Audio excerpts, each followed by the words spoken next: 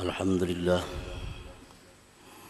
Alhamdulillahilladzi samma nafsahu bil quddus taqaddasa amma yazunnuhu al yahudu wan nasara wal majus. Ashhadu an la ilaha illallah wahdahu la syarika lahu rabbul malaikati wan namus. Wa ashhadu anna sayyidana Muhammadan abduhu wa rasuluhu azkan nufus. Allahumma salli wa sallim wa barik ala sayyidina Muhammadin syamsis sumus wa ala alihi wa sahbihi wa zurriyatihi wa atba'ihi ila yaumin zallat fihi ar-riqabu war-ru'us, amma ba'd. Al-mukarramun wal-muhtaramun ma'asyiral habaib wal ulama, muhibbin, hadirin hadirat rahimakumullah. Puji syukur selalu kita haturkan kehadirat Allah Subhanahu wa ta'ala, yang mana dengan limpahan taufik dan hidayah serta inayahnya kepada kita, sehingga kita bisa kembali berkumpul bertemu di Masjid Bustanul Muhibbin yang penuh berkah dan rahmat ini. Salawat dan salam atas junjungan kita Nabi besar Muhammad sallallahu alaihi wasallam dan seluruh keluarga, para sahabat dan zuriat serta pengikut beliau sampai hari kiamat nanti. Para muhibbin rahimakumullah, al-khamis min asma'il husna al-quddus. Yang kelima dari asma'ul husna adalah Al-Quddus. Dzukira fil Quran fi suratil Hasyr, disebutkan itu Al-Quddus di dalam Al-Qur'anil Karim, di dalam surat Al-Hasyr. A'udzu billahi minasyaitonir rajim. Huwallahu alladzi la ilaha illa huwal malikul quddus. Wa fi suratil Jumu'ah, dan di Quran disebutkan pula dalam surah Jumat, yusabbihu lillahi ma fis samawati wa ma fil ard al-malikil quddus. Jadi ada dua kali disebut dalam Al-Quran nama Allah Al-Quddus ini. Dan Rasulullah sallallahu alaihi wasallam apabila selesai sembahyang witir, menurut hadis yang sahih, beliau membaca Subhanal Malikil Quddus 3 kali. Subhanal Malikil Quddus, Subhanal Malikil Quddus. Dan di dalam hadis yang sahih pula, Rasulullah SAW di dalam rukuk sembahyang itu kadang-kadang membaca Subuhun Quddus Rabbul Malaikati Warruh. Nah, para muhibbin rahimakumullah, Al-Quddus huwa alladhi taqaddasat zatuhu wa sifatuhu wa af'aluhu an kulli ma la yaliku bijalalihi wa kamalihi wa jamalihi. Kudus itu adalah yang suci zatnya dan sifatnya dan perbuatan-perbuatannya dari tiap-tiap yang tidak layak dengan kebesarannya, kesempurnaannya, dan keelokannya. Nah, itu artinya Al-Quddus. Al-Quddus adalah yang maha suci zatnya, sifatnya, perbuatannya dari segala yang tidak patut dengan kebesaran, kesempurnaan, dan keelokannya. Nah, itulah terjemah Al-Quddus. Seringkali kita singkat dengan sebutan Maha Suci. Al-Quddus biasa diartikan dengan Maha Suci.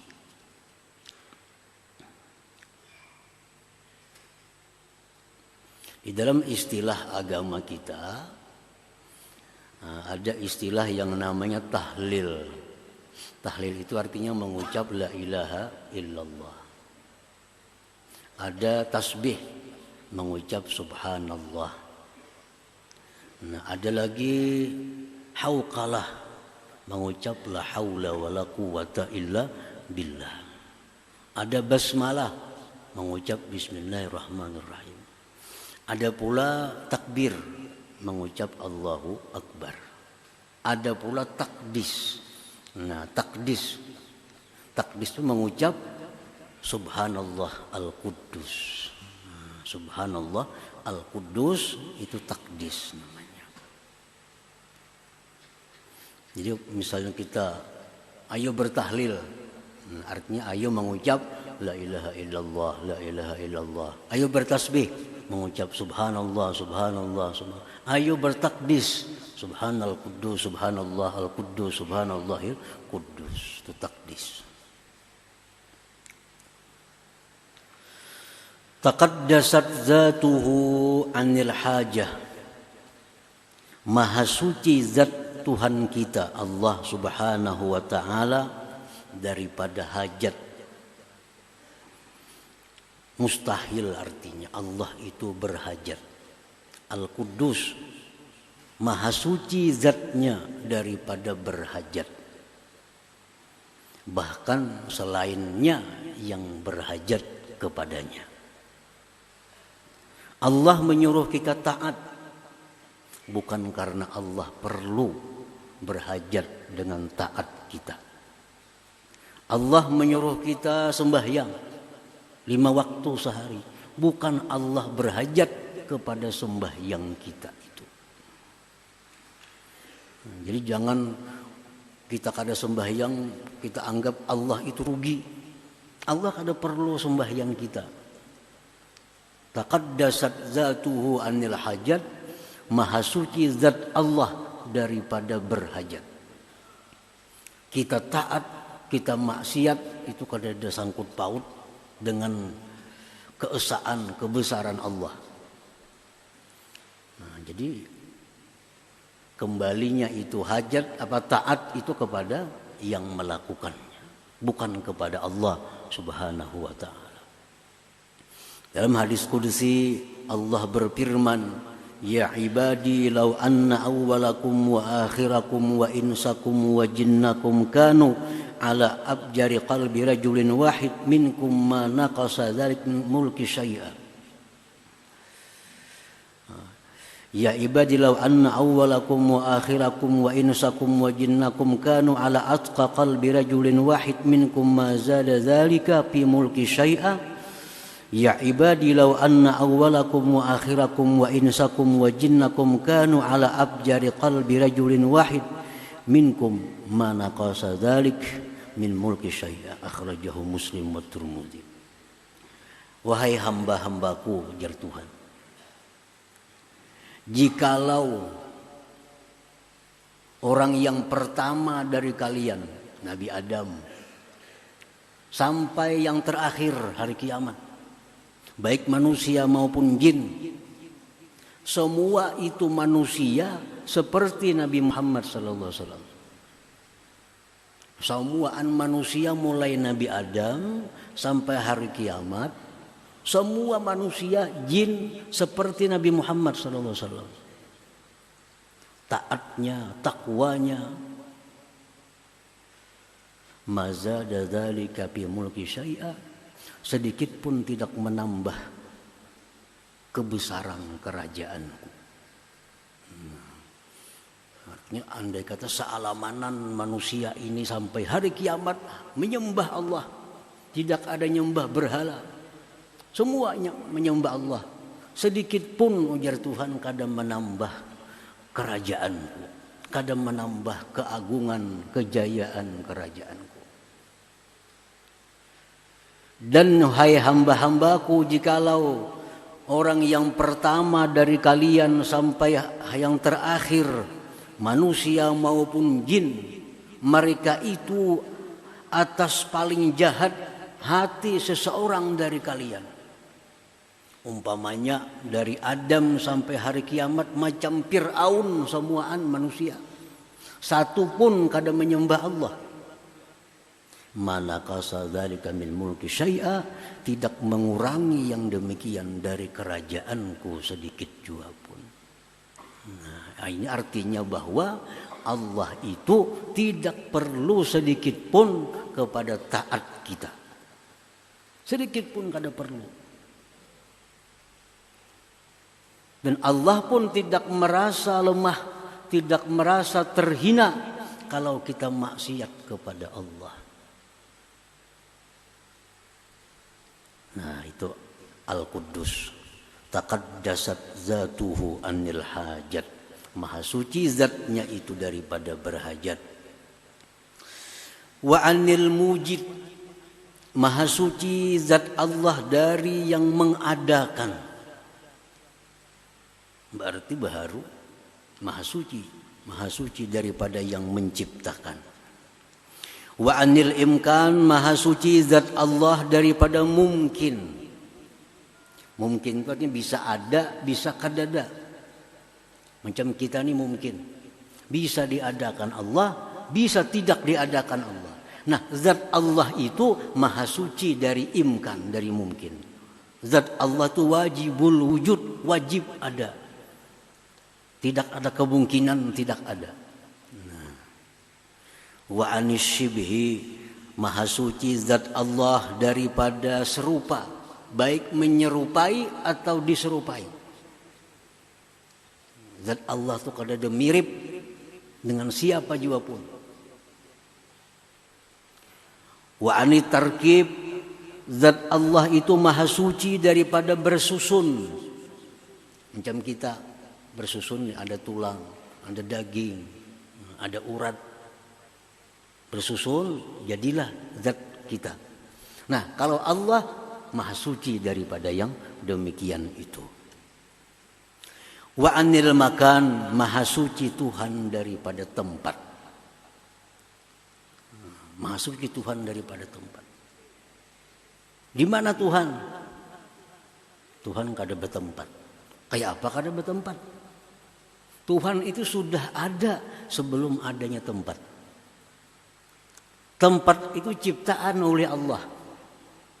Nah, Allah itu sudah ada sebelum adanya tempat itu. Allah sudah ada sebelum adanya langit. Allah sudah ada sebelum adanya bumi. Allah sudah ada sebelum adanya aras. Allah sudah ada sebelum adanya kursi. Dan keadaan Tuhan sekarang sama keadaan Tuhan seperti dahulu. Nah, jadi maha suci zat Allah daripada bertempat.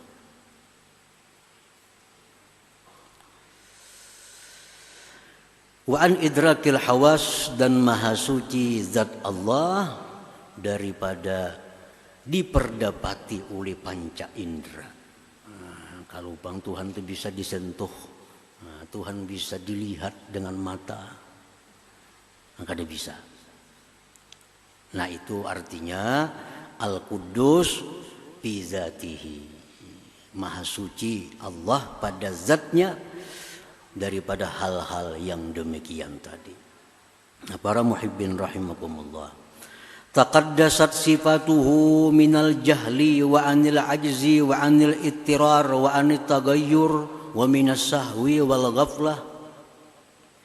Maha suci zatnya sudah tadi. Kemudian maha suci sifatnya Allah daripada jahil. Bagi Allah tuh kada ada istilah kada tahu. Nah, ini Al-Quddus. Al-Quddus. Kada ada Tuhan tuh kada tahu, kada ada. Wa anil ajzi, daripada lemah. Lemah. Kada bisa berbuat. Kada mampu berbuat. Nah, maha suci Tuhan dari itu. Wa anil ittirar, dan maha suci sifat Tuhan itu daripada terpaksa. Kada kawa dipaksa Tuhan. Kayak apapun kita berdoa, bertandik, kada kawa dipaksa-paksa. karena kau dipaksa.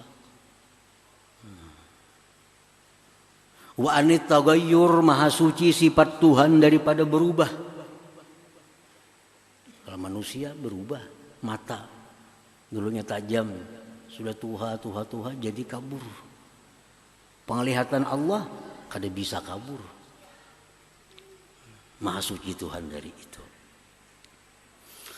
Dan daripada lupa dan lengah.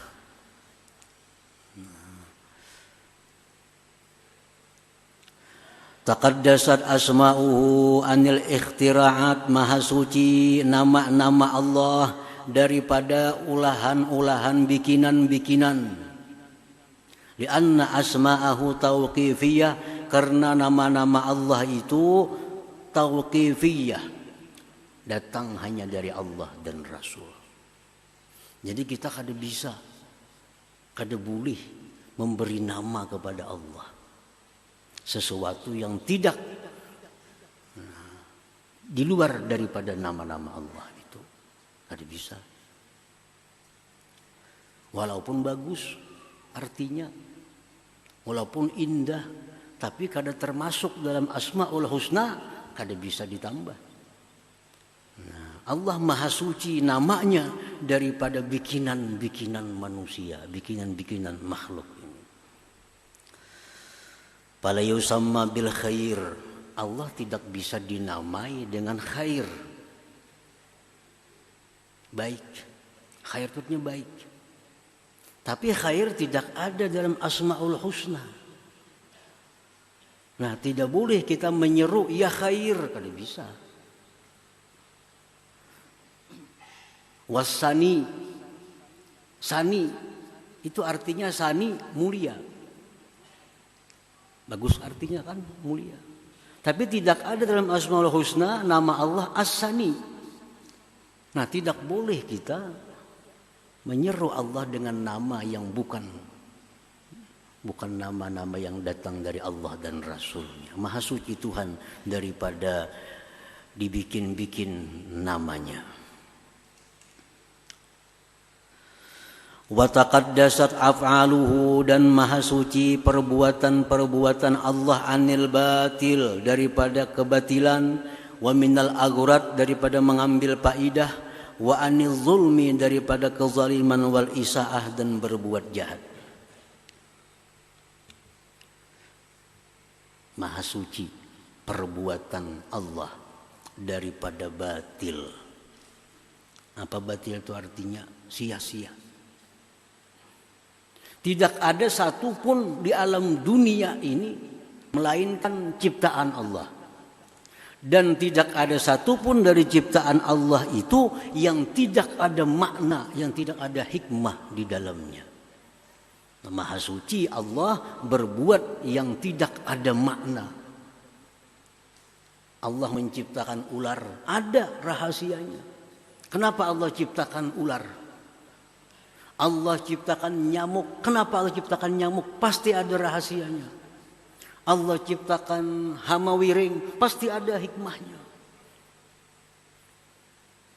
Allah berfirman, "Wa may yu'tal hikmah faqad utiya khairan katsira." Siapa yang didatangkan, diberikan hikmah kepadanya, berarti orang ini diberikan kebaikan yang banyak. Kalau kita diberitahu oleh Allah, apa ini rahasianya Allah menciptakan nyamuk? Diberitahu oleh Allah. Nah, kita dapat kebaikan yang banyak. Allah memberitahu kita apa rahasianya dia ciptakan ular misalnya, cacak misalnya. Diberitahu kita hikmahnya itu, sungguh kita diberi kebaikan yang banyak. Pokoknya apapun yang ada ini adalah perbuatan daripada Allah, dan perbuatan Allah itu maha suci daripada sia-sia. Dari sia-sia. Wa minal aghurat, maha suci perbuatan Allah itu daripada mengambil faidah. Allah menciptakan ini, Allah hendak mengambil faidah, keuntungan dari itu. Maha suci Tuhan. Allah menciptakan malaikat, Allah mengambil keuntungan dari malaikat itu. Maha suci Allah. Allah menciptakan matahari, bintang, sedikit pun Allah tidak mencari keuntungan yang kembali kepada zatnya. Maha suci Allah. Nah, lain makhluk, lain kita. Kita bila mau ulah apa pasti mencari keuntungannya, pasti mencari manfaatnya. Nah. Wa anil zulmi wal isaah, dan maha suci Allah perbuatannya daripada kezaliman. Nah, maha suci Allah daripada berbuat zalim. Nah, itulah ringkasan daripada makna yang terkandung di dalam nama Allah yang kelima, yaitu Al-Quddus tadi, yang berhubungan dengan Allah subhanahu wa ta'ala. Al-Quddus huwallazi tahhara nufusal abidin min danasil mukhalafat wa tahhara qulubaz zahidin min hubbid dunya wa tahhara qulubal arifin mimma siwahu ta'ala. Al-Quddus pula adalah yang mensucikan hati para ahli ibadah daripada hal-hal yang bertentangan dengan dia. Al-Quddus inilah yang membuat orang itu menjadi bersih daripada dosa. Al-Quddus inilah yang membuat manusia itu bersih hatinya dari sifat-sifat yang tercela. Nah, itu Al-Quddus. Jadi ada makna Al-Quddus yang berhubungan dengan Allah. Ya tadi, maha suci zatnya ini, maha suci sifatnya, maha suci perbuatannya. Yang berhubungan dengan kita, Al-Quddus yang mensucikan anggota tubuh kita daripada maksiat, yang mensucikan hati manusia daripada sifat-sifat yang tercela. Nah, para muhibbin rahimakumullah. Nah, apabila sudah kita tahu makna Al-Quddus seperti tadi, kita wajib beriman, wajib percaya itu. Dan buah keimanan, buah kepercayaan kita kepada makna Al-Quddus tadi membuahkan dua keadaan pada diri kita. Artinya kalau sudah kita beriman lawan Al-Quddus, maknanya itu tadi, nah kita mesti menyikapinya dengan dua hal. Ini samaratul iman, buah iman. Pertama, ayyuqaddisa zatahu wa sifatihi wa af'alahu amma la yaliku bi jamalihi wa jalalihi wa kamalihi. Pertama, kalau kita sudah beriman dengan Al-Quddus tadi, bahwa kita wajib mensucikan zatnya, sifatnya, perbuatannya dari yang tidak patut, dengan kebesarannya, kemuliaan dan keindahannya. Nah, zat Allah, kita sudah beriman zat Allah itu kada bertempat tadi. Nah, jangan dipadahkan lagi Tuhan itu di atas. Sudah tahu bahwa Al-Quddus artinya maha suci Tuhan daripada bertempat. Jangan dikatakan lagi Allah itu di atas. Mengkehendak di atas dia. Nyaka kehendak Allah pang nyamannya. Bepahala kita menyebut mengkehendak Allah. Jadi insya Allah jadi aja. Nah bagusnya. Kadang mengkehendak di atas jar. Siapa di atas itu banyak di atas. Ini kalimat yang salah. Kadang jadi pahala. Bahkan membahayakan akidah. Bila kehendak Allah jadi. Kada usah bila kehendak yang di atas. Kada usah. Itu kalau sudah kita beriman kepada Al-Quddus. Kada lagi kalimat di atas itu. Karena Allah maha suci daripada tempat. Dan kita mensucikan sifat Allah daripada yang tidak patut dengannya.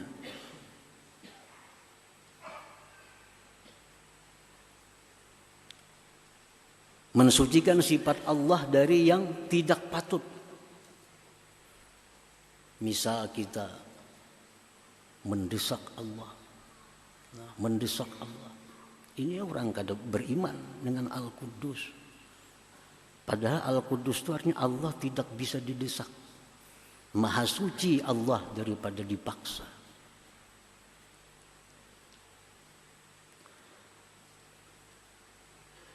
Dan lagi mensucikan perbuatan-perbuatan Allah daripada yang tidak patut.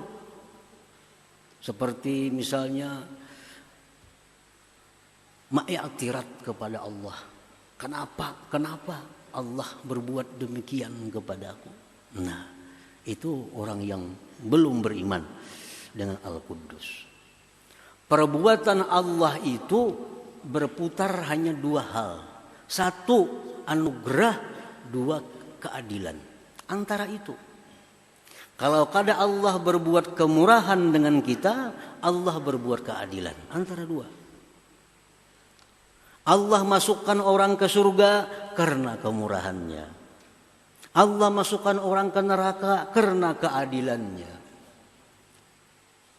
Allah berikan hidayah si fulan ini karena kemurahannya. Allah berikan ini sesat karena keadilannya. Dua. Bila kada kemurahan, keadilan. Tidak sedikit pun bahwa Allah Ta'ala itu perbuatannya itu zalim. Walaupun sekilas dianggap sakit perbuatan Allah. Tapi seluruh yang diperbuat Allah itu walaupun sakit, walaupun pahit, tetapi bagi kita pasti ada hikmahnya. Jangan sampai karena kita ini banyak dapat musibah, segala macam musibah. Padahal kita sembahyang, padahal kita puasa, padahal kita zakat, padahal kita beribadah. Tapi banyak musibah datang, jangan sampai kita beranggapan, kenapa Tuhan macam ini? Kenapa orang sebelah nang kada sembahyang, nyamannya hidup? Aku nang sembahyang buha, membaca surah Waqiah, kenapa susah, banyak hutang? Nang di sebelah mana berbuat riba segala macam, kenapa makmur? Jangan sampai demikian. Allah Maha Suci daripada berbuat kezaliman. Allah tidak akan menurunkan penyakit kepada kita, melainkan ada hikmah perbuatan Allah. Ada kebaikan yang dikehendaki oleh Allah Subhanahu wa taala kepada kita. Para muhibbin rahimakumullah. Seorang dokter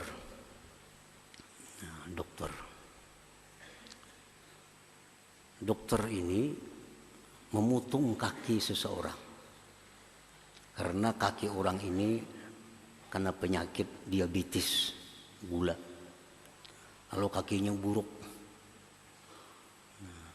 Dokter tak dipotong dokter.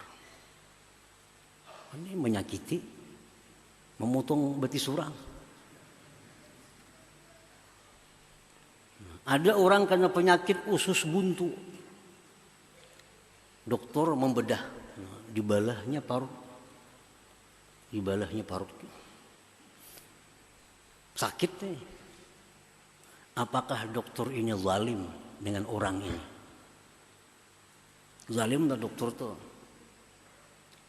Maulah pasien ini mengatakan atau keluarga pasien, jahatnya dokter, kenapa betisnya ditatak? Jahatnya dokter, kenapa parutnya dibalah? Nah, tentu kita kadang akan mengatakan itu kepada dokter. Bahkan kita berterima kasih kepada dokter. Bayar lagi. Bayar. Karena tersanda pehumaan, berobat. Tersanda macam-macam. Padahal disakitinya. Nah, kenapa kita rela? Terima kasih sama dokter, bayar, kaki dipotong, karena ingin menyelamatkan yang lebih banyak di tubuh kita. Itu karena ingin menyelamatkan yang lebih banyak di tubuh kita. Kalau dibiarkan ini menjalar, nah bisa kemana-mana penyakit nih. Nah, untuk membuang penyakit itu dokter mengambil kesimpulan amputasi, potong kakinya. Dengan senang hati kita sebelah batis saja lagi. Ikhlas, ridha. Karena menyelamatkan sisa tubuh yang lebih banyak. Nah, itulah rahasia Allah kenapa memberikan kita penyakit. tubuh kita ini dibandingkan dengan roh tidak ada apa-apanya. Tubuh kita, jasad kita dibandingkan dengan roh kita tidak ada apa-apanya jasad. Nah, karena roh kita ini banyak dosa. Roh kita ini banyak dosa. Banyak maksiat, banyak segala macam. Nah, untuk menyelamatkan roh kita ini di akhirat daripada api neraka, diberi Tuhan kita penyakit. Yang dengan penyakit ini Allah hapus dosa-dosa roh tadi. Nah, sehingga kita bersih dan berhak untuk masuk surga Allah Subhanahu wa taala. Nah, itu penyakit. Ini hadis yang sahih menyatakan demikian. Tidak ada satu penyakit pun yang diberikan Allah kepada manusia, melainkan ada dosa yang diangkat dari tubuh manusia itu. Mana kita sayangnya roh dengan jasad kita? Mana sayangnya? Sayang roh. Roh kekal. Jasad hancur. Sayang roh. Nah, kalau kita sayang roh karena berharga roh daripada jasad, mestinya kita sakit itu kada perlu keluh kasah, kada perlu sedih, kada perlu macam-macam. Terimalah penyakit ini dengan lapang dada. Anggaplah ini dokter yang memotong kaki untuk menyelamatkan bagian tubuh yang lainnya. Jadi Allah menurunkan penyakit itu tujuannya adalah membersihkan rohani kita. Dengan penyakit itu roh kita jadi bersih dan kita selamat dari neraka masuk surganya Allah Subhanahu wa taala.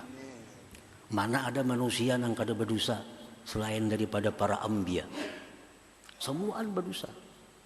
Dan salah satu yang menghilangkan dosa adalah musibah, penyakit. Setiap kali penyakit walaupun kasusuban itu ada dosa yang dihapuskan dari Allah daripada kita. Nah, disinilah para orang-orang arif billah, orang-orang yang makrifat dengan Allah. Mereka bila dapat musibah, mereka bergembira. Mereka bergembira. Mereka dapat musibah, bergembira. Dapat penyakit, mereka bergembira. Kenapa? Karena ini adalah pembersihan. Agar rohku bisa bersih menghadap Allah Subhanahu wa ta'ala. Nah, jadi perbuatan Allah Ta'ala sedikit pun tidak ada zalim. Segala sesuatu yang diciptakan oleh Allah pasti ada hikmah di dalamnya. Pasti ada rahasia di dalamnya. Dan siapa yang tahu rahasia itu, maka dia dapat kebaikan yang sangat banyak. Nah, para muhibbin rahimakumullah. Cuma kadang-kadang ada manusia ini diberi Allah hikmahnya hanya satu. Tapi masih ada ratusan hikmah yang tidak diberitahu oleh Allah. Kenapa Allah menciptakan nyamuk? Penelitian para ulama sekian tahun hanya menghasilkan beberapa hikmah di dalamnya. Satu, Allah menciptakan nyamuk. Dengan sebab nyamuk ini ribuan manusia yang bisa hidup dengan nyamuk. Siapa? Pegawai perusahaan pabrik nyamuk. Berapa ribu sedunia nih? Pegawai-pegawai, buruh-buruh karyawan pabrik obat nyamuk itu. Yang bisa memberi makan anak bininya dengan gaji itu. Padahal diurusi cuma obat nyamuk. Dakanya kada ada nyamuk, adalah pabrik obat nyamuk kada ada. Nah, itu hanya satu hikmah. Kenapa Allah menciptakan nyamuk? Kenapa Allah menciptakan hama wiring? Sehingga orang bahuma, orang bertani habis. Nah, itu banyak hikmah yang didapat. Satu, agar orang yang bertani ini selalu berdoa kepada Allah, selalu berlindung kepada Allah, selalu minta tolong kepada Allah agar dijaga tanamannya oleh Allah, jangan sampai ada hama wiring. Nah, lalu dengan berkat itu lalu kita bisa berdoa lawan Tuhan, bisa minta perlindungan, agar perumahan ini jangan sampai diganggu oleh hama wiring. Nah, jakanya kada hama wiring kita kada berdua itu. Kada berdua itu. Pokoknya setiap makhluk apapun yang diciptakan Allah pasti ada hikmahnya. Habib Ali bin Muhammad Al-Habsyi sahibul Maulid mengatakan khalaqal khalqa li hikmah. Allah menciptakan makhluk itu pasti ada hikmah, pasti ada rahasia di dalamnya. Yang rahasia itu merupakan kebaikan yang kembali kebaikannya kepada manusia itu pula, bukan kepada Allah Subhanahu wa taala. Nah, itu artinya kita mensucikan zat Allah daripada yang tidak layak, mensucikan sifat Allah dari yang tidak layak, mensucikan perbuatan Allah dari yang tidak layak. Itu buah keimanan kita kepada Al-Quddus tadi. Nah, para muhibbin rahimakumullah. Selanjutnya yang kedua adalah wa ayyuqaddisa jawarihahu 'anil ma'siyah wa dzalika bitaubah wa batinahu 'an sifatil mazmumah wa dzalika birriyadhah wal mujahadah. Nah, orang yang beriman kepada Al-Quddus, satu, mensucikan Allah tadi. Yang kedua, dia mensucikan anggotanya daripada maksiat. Caranya bitaubah, dengan tobat. Dan mensucikan batinnya dari sifat-sifat tercela. Sombong, angkuh, ria dan sebagainya, dengki, dendam. Caranya dengan melatih diri dan berjuang melawan hawa nafsu. Nah, itulah buah keimanan kita kepada nama Allah yang kelima ini, Al-Quddus. Nah, mudah-mudahan Allah Subhanahu wa taala memudahkan kita untuk mendapatkan buah keimanan kepada Al-Quddus ini. Amin ya rabbal alamin. Ya hadratin Nabi sallallahu alaihi wasallam. Al-Fatihah. Iyyaka na'budu wa iyyaka nasta'in. Shiratal mustaqim. Shiratal ladzina an'amta 'alaihim. Bismillahirrahmanirrahim. Alhamdulillahirabbil alamin wassalatu wassalamu ala asyrofil anbiya'i wal mursalin wa ala alihi washabihi ajmain. Allahumma inna nas'aluka al-'afiyata mu'afatan da'imah fid din wad dunya wal akhirah. Allahumma salli ala sayyidina Muhammadin salatan tunjina biha min jamil ahwal wal afat, taqdi lana biha min jamil hajat, wa mahun jami'is sayyi'at, wa tamanna biha ala darajat, wa tuballighuna biha sallallahu min khairat fil hayati wa ba'da mamat. Allahumma inna nas'aluka khairan ma sa'alaka 'abduka nabiyyuka Muhammadin sallallahu alaihi wasallam wa wastajaka 'abduka nabiyyuka Muhammadin sallallahu alaihi wasallam wa anta al-musta'an wa lakal balagh wa la hawla wa la quwwata illa billahil 'aliyyil. Allahumma innal husnul khatimah wa bika su'ul khatimah. Rabbana taqabbal minna innaka antas samiul 'alim wa tub 'alaina innaka antat tawwabur rahim. Rabbana atina fid dunya hasanah wa fil akhirati hasanah wa qina adzabannar. Sallallahu ala sayyidina Muhammadin wa ala sahbihi wasallam walhamdulillahi rabbil alamin. Ya yarjuna minna syafa'atan sallu alaihi wa sallimu taslima. Allahumma salli wa sallim